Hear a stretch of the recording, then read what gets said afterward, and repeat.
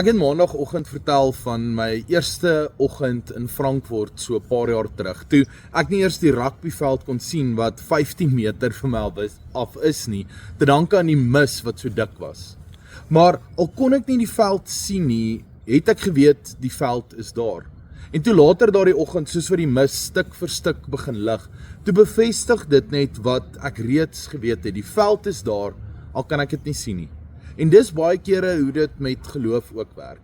Dis nie altyd hierdie spraylight of stadionligte wat die hele wêreld vir ons onmiddellik verlig nie, maar meeste van die tyd, soos Psalm 119 vir ons sê, is dit 'n klein lamp op 'n voetpad.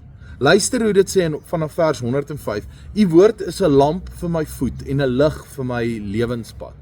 Let wel, dit sê nie 'n flits of 'n spotlight vir die hele toekoms nie dat daar anyway so ietsie bestaan het destyds nie, maar dit sê vir my voet, dit wil sê jou volgende tree. Dit laat my ook dink aan die volk Israel in die woestyn. Hulle het ook nie 'n kaart of 'n GPS gehad nie, hulle het 'n vuur gehad in die aand wat hulle gelei het en 'n wolk deur die dag. Hitte en lig in die aand en koelte en beskerming deur die dag. Hulle het dit gevolg, hulle het dit nie beheer nie. Wanneer dit beweeg, het hulle beweeg en wanneer dit stilhou, het hulle stilgehou. Ek verbeel my amper, dit is ook hoe hierdie lamp in die Psalm werk. Dit sê die Here se woord is 'n lamp vir my voet, maar jy beheer nie die lamp nie, jy volg dit.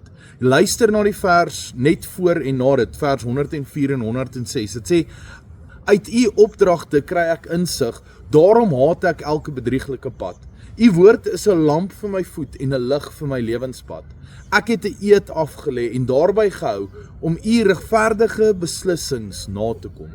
God gee die lig, maar nie altyd lig oor alles nie, net genoeg lig vir my en jou om hom aktief te kan volg.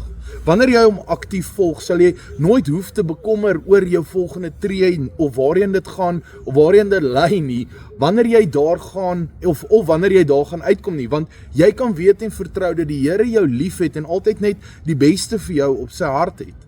Hy gee vir my en jou die lig. Ons moet net kies om dit te vertrou en die lig te volg.